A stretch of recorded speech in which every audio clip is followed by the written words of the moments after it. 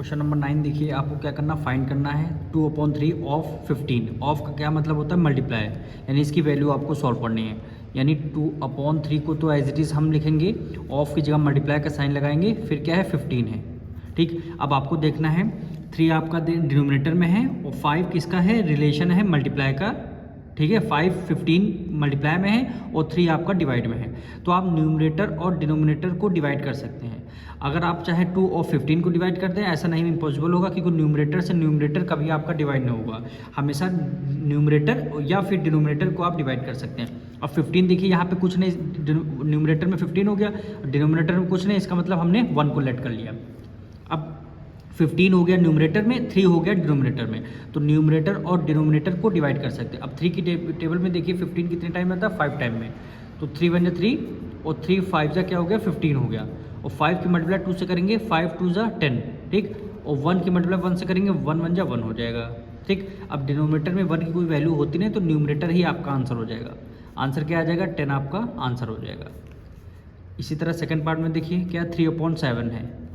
3/7 को तो as it is of की जगह क्या करना, मल्टीप्लाई करना है, वैल्यू क्या है 14 है, तो हमने 14 लिख दिया। अब यहाँ पे डिनोमिनेटर में कुछ नहीं, इसका मतलब 1 है। 14 आपका डिनोमिनेटर में है, 7 आपका 14 न्यूमरेटर में है, 7 आपका डिनोमिनेटर में है, तो न्यूमरेटर और डिनोमिनेटर को कैंसिल कर सकते हैं। अब 7 की टेबल में देखना 14 कितने टाइम्स में आता है, 2 टाइम्स में, 7 1 7, 7 2 जा 14 हो गया। ठीक, अब 3 की मल्टीप्लाई 2 से करेंगे, 3 2 जा 6, डिनोमिनेटर में 1 की मल्टीप्लाई 1 से करेंगे, 1 1 जा 1। अब डिनोमिनेटर में 1 की कोई वैल्यू नहीं, तो क्या हो जाएगा, 6 आपका आंसर हो जाएगा। क्या हो जाएगा, 6 आपका आंसर हो जाएगा।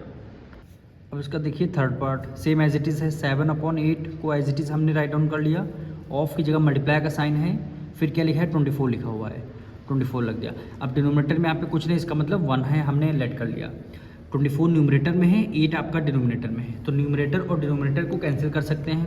तो 8 1 जा 8, 8 2 जा 16, 8 3 जा 24। ठीक, अब 3 की मल्टीप्लाई 7 से करेंगे, 3 7 जा 21, 1 की मल्टीप्लाई 1 से करेंगे, 1 1 जा 1 आ जाएगा, 1 1 जा 1 आ जाएगा। और डिनोमिनेटर में 1 की कोई वैल्यू नहीं, न्यूमरेटर में क्या हो 21 बचेगा, तो 21 क्या हो जाएगा, आपका आंसर हो जाएगा। अब इसका देखिए फोर्थ पार्ट, क्या वैल्यू गिवन है 6/11, ऑफ की जगह मल्टीप्लाई, क्या वैल्यू है 44 है। ठीक, डिनोमिनेटर में कुछ नहीं, इसका मतलब 1 है। 11 की टेबल में 44 कितने टाइम में आता है, 4 टाइम में आता है, तो 11 1 जा 11, 11 4 जा 44, 6 की मल्टीप्लाई 4 से करेंगे, अब 6 4 जा 24, 1 की मल्टीप्लाई 1 से करेंगे, 1 1 जा 1। अब डिनोमिनेटर में 1 की कोई वैल्यू नहीं, तो न्यूमरेटर ही क्या हो जाएगा, आपका आंसर हो जाएगा। यही क्या हो जाएगा आपका आंसर। क्वेश्चन नंबर 10 देखिए, represent each of the following fraction to the number line.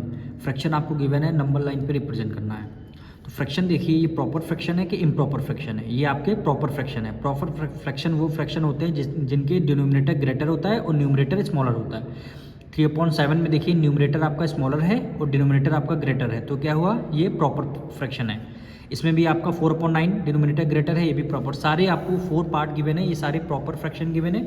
और प्रॉपर फ्रैक्शन हमेशा 0 और 1 के बीच में लाया करते हैं।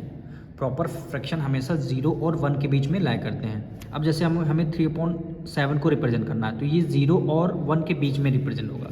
कैसे, ये देखिए 3/7 है, ठीक, इसको नंबर लाइन पर रिप्रेजेंट करना है, तो हमने एक बीच में 0 लिख लिया, उसके राइट साइड जाएंगे तो सारे प्लस के होंगे, उसके लेफ्ट साइड जाएंगे तो सारे माइनस के होंगे।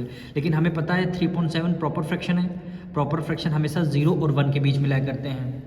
ठीक, अब डिनोमिनेटर में क्या है 7 है, तो हमें 0 और 1 के बीच में 7 पार्ट्स में डिवाइड करना होगा। कितने पार्ट्स में, 7 पार्ट्स में, 7 है ना, 7 पार्ट में डिवाइड करना होगा। तो देखिए 1 2 3 4 5, एक 6 हुआ, ये 7 हो गया। फिर से काउंट कर लीजिए 1 2 3 4 5 6 7, 7 पार्ट में डिवाइड कर लिया।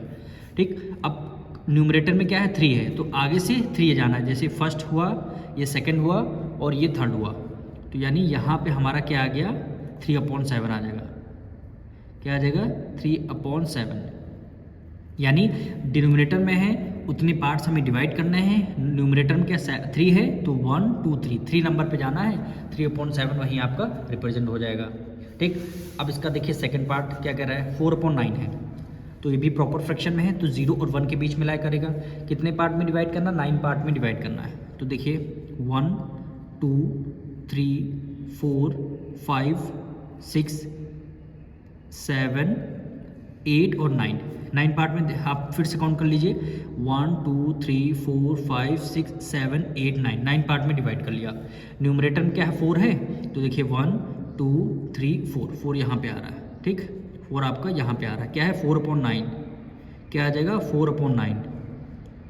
ये क्या हो जाएगा आपका प्रॉपर फ्रैक्शन, आपने 4/9 को रिप्रेजेंट कर दिया।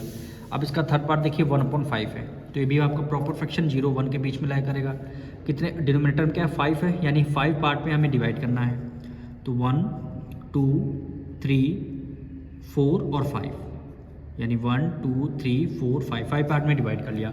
न्यूमरेटर में क्या है 1 है, सीधा फर्स्ट नंबर पे आ जाएंगे, तो यहीं पे आपका क्या आ जाएगा 1/5 आ जाएगा, यहीं पे आपका क्या आ जाएगा 1/5 आ जाएगा। फोर्थ पार्ट देखिए 5.6 है, तो ये भी प्रॉपर फ्रैक्शन 0 1 के बीच में लाई करेगा। डिनोमिनेटर में 6 है तो 6 पार्ट्स में डिवाइड करना, तो 1 2 3 4 5 और 6, ठीक, यानी 1 2 3 4 5 6 पार्ट में डिवाइड करना। न्यूमरेटर में क्या है 5 है, तो यानी 1 2 3 4 5, ये आपका क्या आ गया 5 आ गया, ठीक, यानी कितना आ जाएगा 5/6 यहीं पे आ जाएगा।